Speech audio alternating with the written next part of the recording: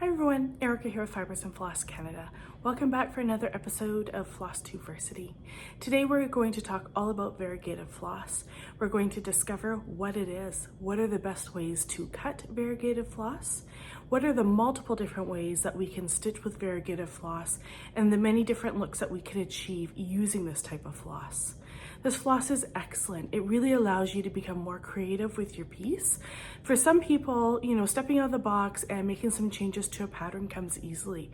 For other people, that's difficult, but they may want to kind of embrace that creative process. And by doing this, working with variegated floss, it's very easy to put your own spin on things.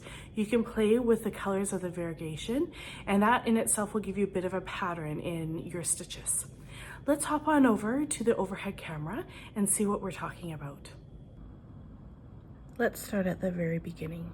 What is overdyed floss? What is variegated floss? Are they the same? So when you look at the word variegated, variegated is defined as exhibiting different colors, especially irregular patches or streaks of color. It does derive from the Latin word. It means made varied. When we look at variegated floss originally, and one would argue still is technically these flosses here, these four. Okay, when we look at them, they do fit the definition. They do have patches of color that are different colors. They could be different tones of color. They could be different shades of color, but they are different colors. When we look at these flosses on this side here, we notice this one, I purposely have set this one aside because it is blue, but there are multiple different colors of blue. So we'll talk about this one after. But when we look at really, I guess, these four here, these ones are what we have become, well, we've really started to call them variegated floss too. But clearly, they are not variegated floss by definition. They are largely one color, and then we're using, a little bit of, this one, for example, is red. So you're going to see bright red and dark red and a medium red in there. There's a process in dyeing where you can have overdyed floss, and in cross stitch we tend to have a lot of that. And that means, when we dye floss, there's the process of dyeing, starting with a natural floss. And so that is like a cotton, it's usually a cream or a natural color. And then we choose to dye it a solid color. When we do an overdyed, what happens is instead of starting with that cream or natural color floss, you're going to start with, let's say, yellow floss, and then you're going to take that yellow floss, dye it blue, and you're going to end up with a like a bluish green, and that is what is truly an overdyed floss. Nowadays, we've come to call any hand-dyed floss overdyed floss. I'm not sure why that is, but we do. And then we have this other floss here where, this is all green. They are all different shades of green. We have different tones there. Same with the blue. And so one could argue that really it could fit into the variegated, it could fit into the overdyed, hand-dyed collection. So take it as what you will. In this tutorial, I'm going to show you how to use all of these. Really, I'm going to focus on the variegated floss, and then the theory goes the same for the other flosses as well. Variegated floss is really, really cool because it gives you the ability as an artist to take something that is simple. Let's say you're doing a monochromatic red piece and you just want to give it a little extra detail. You could very well stitch with this, and it's going to give you some added, definition to your work. Or you could even be a little bit bolder and go with something that's variegated. So very first thing that we do when I'm going to stitch with variegated, whether it's called for or not, is I want to really take a look at the floss and consider what I am doing. When we choose to stitch with variegated floss, we are choosing to add some more detail to our piece. we can do that by adding shading detail. We can blend colors. You can actually get a really cool colorful effect with minimal effort because of the blending of multiple colors.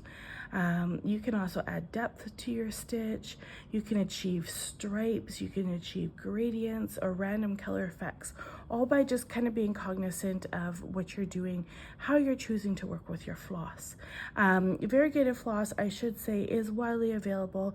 You can find things every manufacturer, right from DMC makes it to all of the higher end flosses. The cost of variegated or an overdyed hand dyed floss is going to be more than your regular basic DMC or anchor floss, a solid color, but you're paying for the extra work and you're going to get a different effect with it. It is, if you're stitching a piece, and I think this is an excellent one to give an example for. So this is Pirate Robin, and I chose this piece because of the colors that you see here. This is truly a variegated floss, okay? If you're interested in this, this is called Hadley. So you guys can hop on over to her website if you want to pick some up. Now, the wonderful thing about this is if you are stitching a piece, and let's say you wanted to stitch flowers in a garden, or you're doing a monochromatic piece and you want to make, a certain spot more fun, instead of needing to use a purple, a blue, a red, an orange, a green, a lime, a yellow, you can buy one instead of buying 7 or 8 skeins of floss. So depending on what you're choosing to do, it can be the cheaper option as well. Okay, so let's look a bit closer. The first thing I'm going to do whenever I have some variegated floss is I'm going to open it up, and in doing so I want to really examine the colors and the dye path just to see what we're dealing with and how that could affect my stitching. So what we're going to do is just open it up. Here you'll notice it is looped up at 2 ends, very similar to a skein of yarn, right? It's exactly the same. And here you can see this is our, you see all that in there? Like that there. This is our floss, okay? So when the dyer had this out, she likely, if you want, you can match this up this way. I wonder if you can see that. I might pause it and just zoom out a little bit for you guys. 1 second. What you can do is you can, if you're not familiar with it, when you first open it up, you want to find the dye path. So look for, one color. We can see we've got 2 blues, 2 greens, 2 oranges, yellows, 1 red, 1 purple. We know that the floss, when dyed, take the single colors, was dyed like this. The dyer is going to lay it down. She's going to do a little bit of color dots here, here, here, and here, and it's going to blend on its own and create this color. Now, this is important for a few reasons. We're going to consider this when we're choosing to cut our thread, how we're cutting, and we're going to make that choice based off of what we're hoping to accomplish with this thread. So let's say you're doing a garden and you may want to make the color choice of cutting here. And the reason why I say that is because you may want to use these colors for your leaves and your stems. You may want to use these colors for your flowers. You may want to have an overall rainbow effect in a geometric piece that you're stitching. And you may want to be able to cycle through the entire colorway in your stitch. So you need to, as a stitcher, decide what sort of effect you want to have with your stitches. This one here is quite bold, and it could take a bit more work. You could be a little bit more unsure of what you want to do. When we look at, this is Karen Water Lilies, and it's Mediterranean. Yeah, this color is used for everything, isn't it? Let's just take a bit of a closer look here. Actually, I'm just gonna cut that because I don't want to fumble around with it on camera forever for you guys. When we take a look at this one,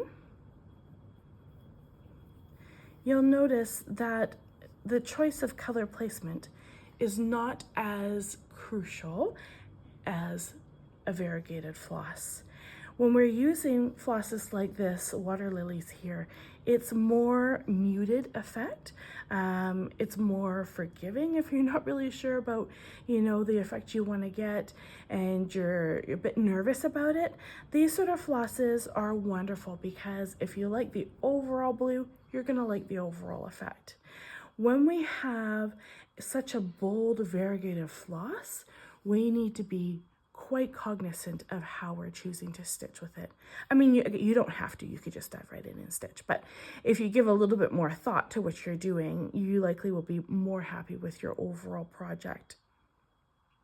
Some of the things we want to consider when we're contemplating how to use our floss is, are we wanting to have random color changes throughout our pattern? Are you wanting to be able to control those color changes, kind of manipulate the thread a bit so that, certain colors will fall in the stems or the leaves versus in the petals of the flowers? Overall, really, this is a really great way just to add some color to your project. Some dyers will call for these flosses. Some stitchers will choose to add them in on their own. The next consideration you have as well in terms of cutting is whether or not you are stitching with one strand of thread or two strands of thread. If you're stitching with one strand of thread, it definitely makes it a lot easier. But if you're stitching with two, you need to consider where you're cutting and how your colors are going to line up. Now, for the most part, most threads are dyed about this. The color repetition is about this distance, okay? When we look at Karen water lilies, their color repetition is quite a bit longer, and I know that when I stitch with them, I have to either stitch with a much longer floss than I'm used to, or I have to really think about how I'm going to be stitching to get the effect that I want. I'm just gonna open this up. Should have done this beforehand. I got most of it, but I'm in my craft space, so I got these crazy big scissors today. You will notice that with this one, their color repetition is quite a bit different. So let's just take some of this apart and have a look at it. Okay. So here we have our dark blue, still dark blue. We can go around the bend with it. It's still fairly dark blue, getting into some of our teal, and we come back to the dark blue. Let's just see what happens with this floss here. This one might not be, oh yeah, no, it may not be too bad actually. Okay. I do have another water lily one, which I'll show you guys later. And we are using multiple colors, but their dye pattern is about 2 meters long. And so you do need to consider, where are you cutting and how are you going to incorporate when, this is all one color, this is a second, a third, a fourth, a fifth. What's that going to look like in your project? And also what is the length you plan on stitching with? So there's so many considerations. But this one here is not the normal length. I do find that the one that, I'm looking at here with Pirate Robin, this is more of a usual length that you're going to dive into. So you got a couple considerations with cutting. Now, if you want to move ahead and cut it so that you do get the full color in your stitching, you probably would like to cut it like this. I'm just going to remove this knot. Okay, so her knot happened to be here, your knot can be wherever. So what you want to do is just remove a length of the floss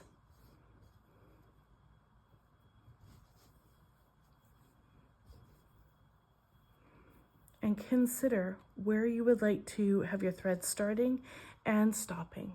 When I cut my variegated floss, I do not want to cut right here.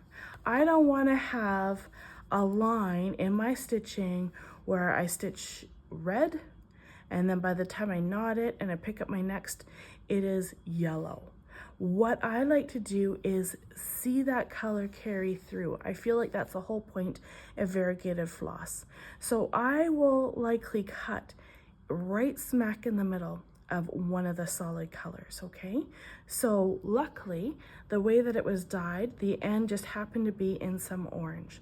So when I'm stitching, I'm gonna experience some orange, a large amount of red, to orange, to yellow, to blue, or sorry, to green, to blue, to purple, and then it repeats again. For myself, I like to stitch in about 12 to 18 centimeter lengths. What I would be inclined to do is cut my thread right here, okay? Now that is for a single length of floss. You will see you'll get the full colorway. And when you're stitching with this, you can choose to stitch this length and like start at this end. And then when you're finishing getting towards the end, you're gonna be here, which is fine. But now my next floss, when I'm done this length and I need to add my next length of floss, I'm going to, instead of starting at this color, I would be inclined to start from this color, just so I can really get lots of that purple in there and then work my way back. But again, that's dependent on you as the artist, what you like, what you choose. Now this is a great way to do for single floss, but what about double floss? You have two options here. You may cut the same as this with a single floss, and you may separate and take 2 lengths of this floss and stitch with it. That's an excellent option. Another excellent option is to actually cut a full, like a double length of your floss. So let's figure out where we stop cutting here. Okay. Let me just get some length here to deal with. So what you can do is you can lay out, okay, I've got my purple, and you can just keep moving your floss through your hands until you see the colors line up. Do you see that there? Okay, we have a lineup of colors here. Now, if you're working with double floss, what you can do is repeat that. Okay, so we've got our third lineup of floss. I'm assuming this is for a loop start, if that's what you're looking for. And you're coming back through here. What you can do is you can, as long as these are all lined up, and I'd say I would be fairly happy with that being lined up like that. I would cut this here, and then this would be my loop start. This would be my center. And as you pull it through your fingers, you can see the colors match up. The risk with doing this is that sometimes some of the colors will not quite match up. So here they're matching for the most part, but when you get into these colors here, you'll notice, do you see those different colors? Okay, you have a really bright yellow on this side and more of an orange on that side. But again, as a stitcher, that's not going to bother me so much. If it bothers you, stick with the first way of cutting and choosing 2 lengths of floss, and that way it is identical. If it doesn't bother you and you like a little bit of the variation and you're, stitching on a 32 count or above, go ahead and choose this for your loop start method. So here I have 2 strands of floss. I have chose to use a single length and pulled 2 lengths from that.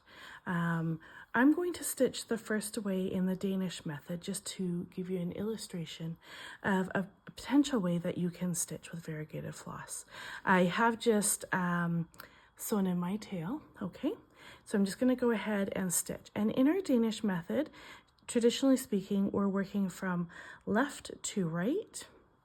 And in that process, we're going to stitch to the end of the row and back. Now, with this particular floss, you can, your end of the row could be 30 stitches and back, and you're going to have a really interesting exchange of colors, I think you could say. Now, for the purpose of this video, what I'm going to do is stitch about, I think, 6 stitches, and then I'm going to take my way back. And that way, we're going to get about probably all the purple. This is a 32 count water lilies linen, and I might just do 7 stitches, I think, on a 32 count. Let's do 8. and we'll see what that looks like. Sometimes it's interesting to know whether or not the dyer, if they are a stitcher as well, because I think that dyers who stitch, they come up with a different, you know, different dyeing lengths of color, where you're almost cognizant of the fact you're going to get so many stitches out of a color before it runs into the next. Sometimes, depending on the manufacturer, I find that you can get as little as 4 stitches a color, up to usually an average of about 10 stitches a color. This one here, 8 stitches, was pretty much right on where we needed to be. We have completed the purple. You can see how this dark purple here is starting to become maybe a shade lighter, and that's because we got one of the blue in there. So we're going to go ahead, and what I'm going to do is just continue to stitch, and I will stitch the length of the floss, and then I will come back and show you guys what that result looks like after the length of these 8 stitches here. I think by maximizing your colors per length, this way I'm getting 8 stitches per length, you're going to see a really nice like rainbow gradient. I am also going to stitch to show you what it looks like if you were to continue that past the 8 stitches and into, 30 stitches, what that looks like. And you're going to get a real mashup of colors if you go that way. And perhaps that's what you want. So it's really knowing what you want and then stitching for that desired effect at the end. I'll check back with you guys when I'm done this length of floss. Okay, so here we are. I've completed the length of floss. This is all that I have left, about a 2-inch piece, okay? Here I wanted to really kind of zoom in and show you guys the effects of the color, okay? So I did choose a 8 stitch length, and what you can see is actually I probably should have gone with the 7. What we can notice here, let me get my, oh my gosh, I thought I almost lost my needle, but I found it. I need a pointer stick like Katie Strachan has. That would be great to have right now. Okay, so we've got our purple here, and in this this row, you can see a little bit of the blue at the end.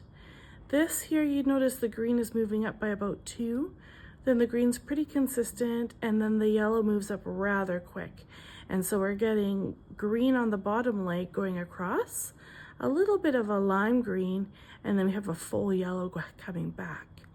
And we have solid yellow, pretty much a solid orange, and then we have like a darker orange, and then it goes right into the rust.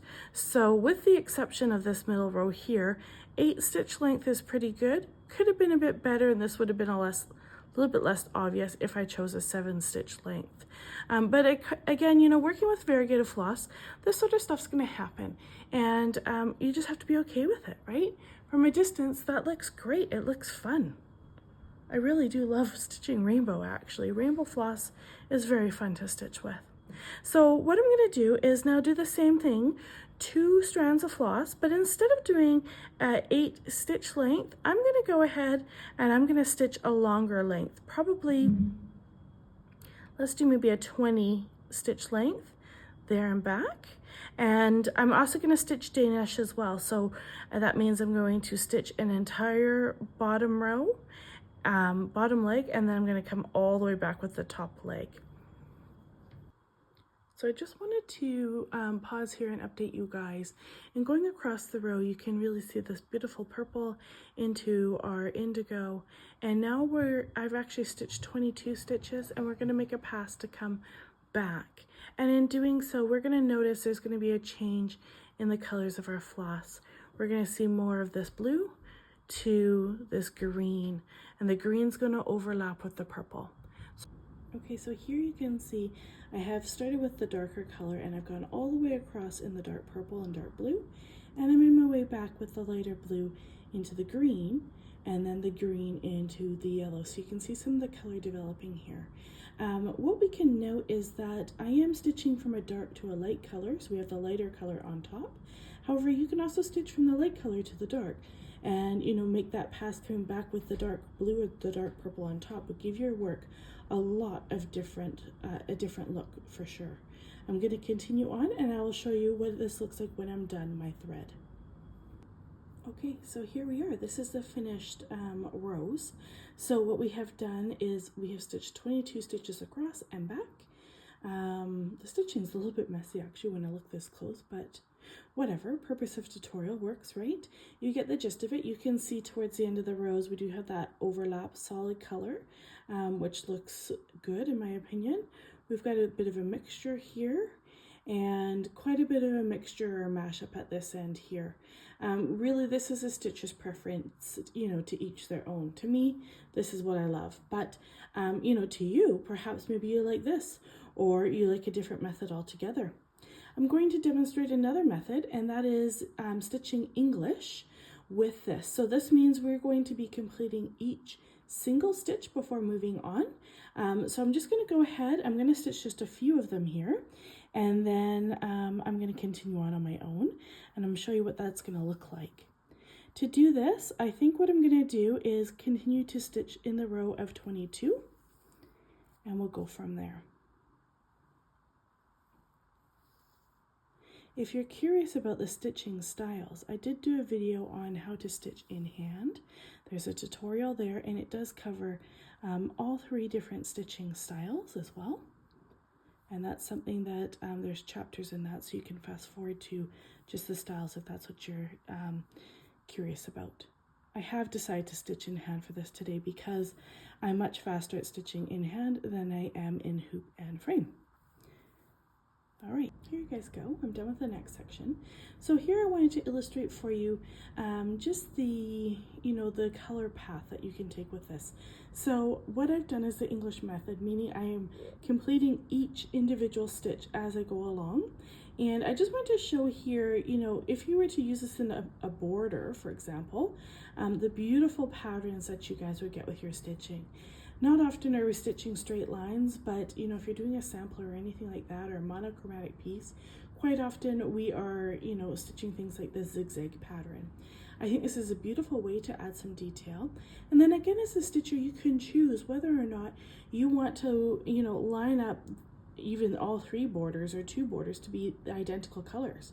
Do you start each, part of the border in the purple and work the entire length of the floss and then start purple, entire length, purple, entire length? Or do you kind of, do you alternate where you're starting? And then that way you're having, some variation, or do you prefer to have an ombre effect of the overall border? So there's so many different ways that you guys can stitch with variegated floss, lots to consider. The last example I'm using is this. I'm using this floss as Stinky Dice, and this one here is called Merlot. Now I just wanted to show you that, when I initially looked at these colors, I thought, the repetition of the die pattern, I felt like it was shorter. The colors were closer together. However, I've gone ahead and stitched it the same as I did with the rainbow, and you'll notice that the die pattern is actually longer. So here we have the solid block of colors, and again, I think in this one I did one more stitch lengthwise, and you can see we're getting about 3 rows of stitches, so about I think I did 9 there, 8 or 9, about 20 stitches before color runs out, whereas with the rainbow it was 8, right? So you kind of really have to identify what your floss is that you're working with before you can go ahead and start stitching. Or not, you could just wing it, but if you like to plan things out like I do, I like to know what I'm working with. The other part there, I did go ahead and stitch straight across and back in both directions, and you can see the overlap colors. They don't overlap a large amount. When I look here, I start to see a little bit more overlap, and then of course we have the the English method, which I do prefer. So my personal preference when working with variegated floss is the English method. I do like to stitch one stitch at a time, so I do get to really see that full gradient of color. Now what I want to do is show you some real life stitching examples while I'm talking. So this here is a I didn't iron it, I apologize. This is a biscornu I've been kind of working on for a while, and this is a modern folk embroidery pattern, and I'm just using DMC, I think it's 115. It is one skein of red, and you can see how it goes through the different colors. I am trying to be more mindful when I'm stitching. When I first started, I started in this square here. Let me just show you here. And you can tell when I started stitching this, I didn't put a lot of thought process into it. I just started here, I worked my way out, and I was kind of working up here, and then I was like, this is not working, this is crazy. And that is because when I was cutting my floss, I wasn't cognizant really of where I was cutting it. I was just cutting it and assumed it would blend in. But what I ended up doing going forward when I was stitching these parts was cutting in the dark color so that when I would go and move on to the next one, it comes across as a very seamless transition of color as opposed to a solid break. But again, it's all about stitching preference. What do you like? I would start and I would stitch, you know, you can see the color here from light to medium to a little bit darker to very dark. And then I'd start all over again with the light. And I tried to repeat that in all 4 quadrants so that it looks the same. And that's just me and my stitching preference. Somebody else may not have that same preference, right? I haven't shown this one on Flosstube in quite some time. It's a stitch in my car stitch. I'm not getting a lot of car stitching done these days. And I'm frogging, obviously. I'm in the middle of frogging something. But here I am, you can see, again, just being a bit more mindful with the colors of where I'm at, where I'm cutting them, where I'm starting them, and then also where I'm choosing to stitch those colors. That way, you know, the pattern does look the same. I have some of the dark floss in the same areas and the lighter floss in the same areas as well. If you look at the border stitching, the border, you're getting that long row of variegated floss. You see that ombre effect. Okay, so that's one that I wanted to show. Another one I wanted to show was using Owl Forest Embroidery. They have a lot of variegated floss, and their floss, it's hand dyed. Well, see, there you go. I said variegated, but it really is overdyed, hand dyed floss. And so in using this, let me just get a board maybe. Okay, this is part of one of their, what's it called? It's the Wizard of Oz, but they call it something different. I can't remember the name. I'll put it on the screen for you guys. But I wanted to illustrate the yellow bricks here.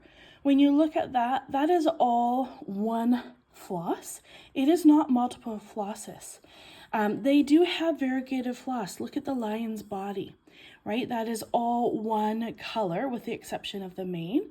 This is all one color of a floss, so you are getting that variegation. They do have some, I put in some specialty stitches, and you can see again here with the variegation in that purple. Look at the greenery here. This is all one color green. We look at the roof of the house, that's one color of brown. The mice, one color of gray. Right? So as you move through, look at the house here. So the house is actually 2 different colors of green, which, I mean, from a distance, it looks like it's a lot more than that, right? But you can see it goes from like this minty green to a darker green. That's one color. And then the other color is this like almost a chartreuse green that carries through here. So that's another use of floss, you know, and if you're ever considering using or stitching an Owl Forest project, I highly recommend ordering their hand-dyed floss. It is very worth it. You definitely get a look that you do not get from DMC, that's for sure. Okay, the next one I wanted to show you is something I've been saving up to have framed with a very special framer in the States. And I think she's traveling out next month for my birthday. So this one here, this is a mirabilia. And I wanted to show you, overall, this is, I don't know if you can kind of see it, I'm using a different overhead filming today, but I want to show you the tree because the tree is largely made of Karen water lily silks, if I can think correctly here today. And you're going to see a couple different colors here. So the orange is a color. There is a little bit of darker orange through there, but generally speaking, all this is one color. When we look at the lighter leaves here, all those leaves, that is one color. When we look at this blue, this turquoise blue, you see the turquoise blue leaf there to like a lighter leaf, and then there's some more lighter leaf here. That's all one color. When we look in the background here, and we have this like blue to green background, again, that's all one color. The peacock, these leaves, the peacock, that's one color as well. When we get into the dresses of the girls, they're a bit different. Here, I'll show you. So in the bottom, this is where you really get to, as a stitcher, kind of think about how you want your colors to play out. Now, the variegated floss that we're seeing in their dresses are here, and then a second color, and here, and a second color. There's a little stripe of like an aqua blue DMC in there. And so when you're stitching that, you can think about the flow of the colors as well. So for me, this is a dress. I think the dress is kind of flowing. And so you'll notice that I've kind of stitched like in chunks, like the little blocks of color throughout here. And then I'd carry the blue through until I ran out. And then, you know, I get the next color. So if you were to flip it over, there's a lot of starting and stopping. Same within here, you can see how the color kind of wraps around. For these, with Karen Water Lily silks, the pattern, the dye pattern, the repeat is very long. So you can actually get a good chunk, you know, 30 stitches done before you're into the next color. This one here, they're shorter, right? So you're getting about maybe 15 to 20 stitches. And what I did is I worked my way back like this. And so instead of stitching, you know, Danish, where I'm going back and forth, I'm really doing English, but I'm almost stitching more vertical English up and down. And I did the same on this one here. So as a stitcher, you get to choose what overall look you want in the end. Look at this bee. Look how beautiful that is. And that again is with a overdyed floss. It's just gorgeous. It looks like it's, you know, 3-4 colors, but it's not. It's just the one. Okay, the other thing I wanted to talk about, I'm going to put a picture in here for you. This is the work of a stitcher. She's on Instagram. Her name is Michelle Ray. And I asked if I could have permission to talk about her here for a little bit. Now, she is an amazing stitcher, amazing artist, really. I'll put her handle on the screen because I highly recommend if you are on Instagram, you go give her a follow. I am constantly inspired by her work. Now, what she has done for the longest time, I first saw this project and I thought to myself, look what she's doing. She has this little pile, like almost like a rat's nest of floss. And I thought that she had frogged a whole big area when I first saw it. And then I discovered, oh no, that's not actually what's happening here.